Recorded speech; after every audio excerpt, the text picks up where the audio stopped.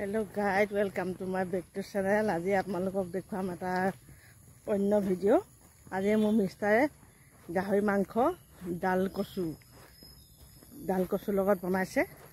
তাৰে আপোনালোকক দেখুৱাম।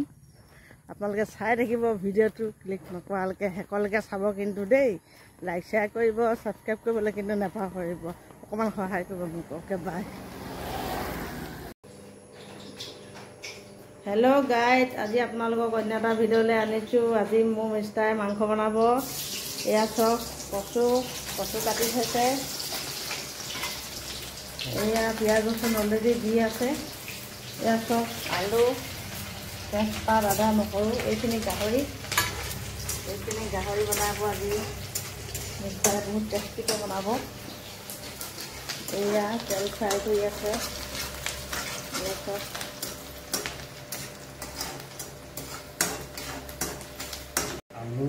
আলু ফ্ৰাই আগতে আলু ফ্ৰাই কৰি লৈছে। এয়া অলপ মটলি ষ্টাইলত বনায়। মই গোটেইখিনি একেলগতে বনাই পেলাওঁ। আলু ফ্ৰাই কৰি লৈছে আগতে চব।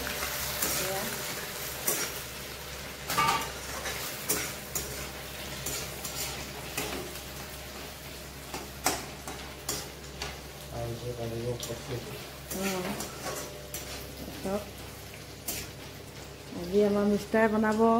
আপোনালোকে আহিব কেতিয়াবা খাবলৈ। হাঁহ মাংস খুব সুন্দৰকৈ বনায়।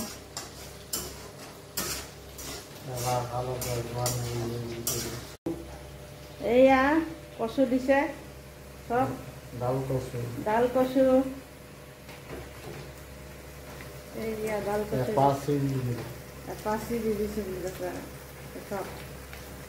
কিদৰে কচু ডাল কচু আৰু গাহৰি মাংস বনাই তাই আপোনালোকৰ টিপছ এটা দেখুৱাম আজি। এয়া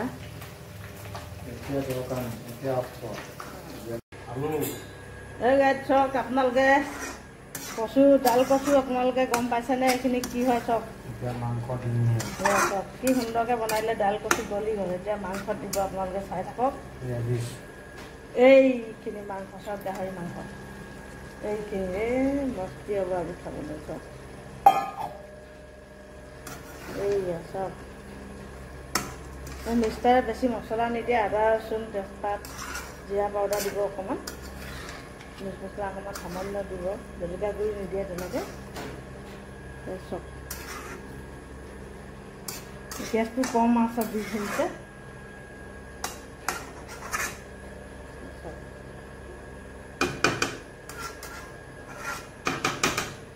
চব এইয়া চব কি সুন্দৰকৈ ঢাকি দিছে।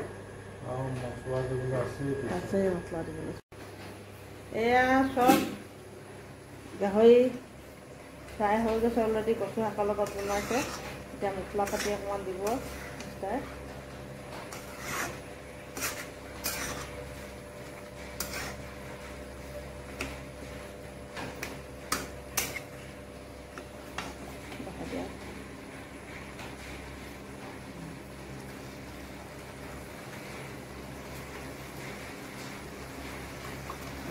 মছলা দিব এইবিলাকত বনালে চব মছলাটো ৰেডি কৰি লৈছে।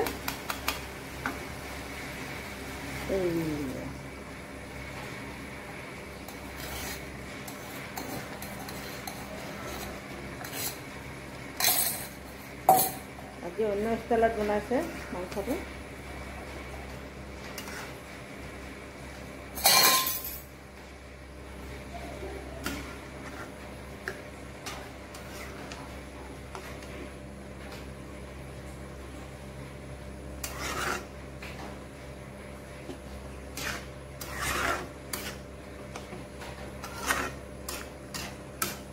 অকণমান দেৰি পিছত হৈ যাব।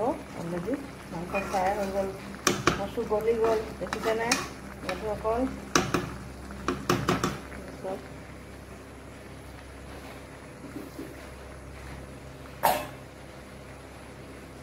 এয়া লাষ্ট ঢাকনি মাৰি দিছে। ফিনিচিং টাইমটো অকণমান গেছটো কমাই দিছে। হেল্ল' গাইড, মাংস ফাইনেলি হৈ গ'ল। এতিয়া আমি টেষ্ট কৰিম। এয়া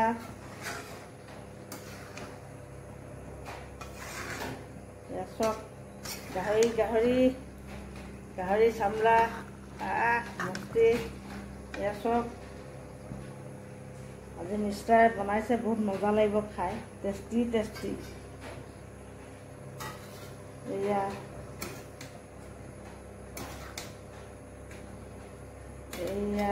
বাঢ়িছে মাংস।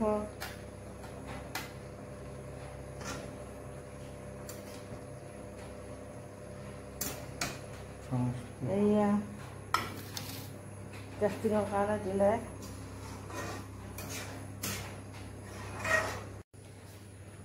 এয়া মই টেষ্ট কৰোঁ এক পিচ।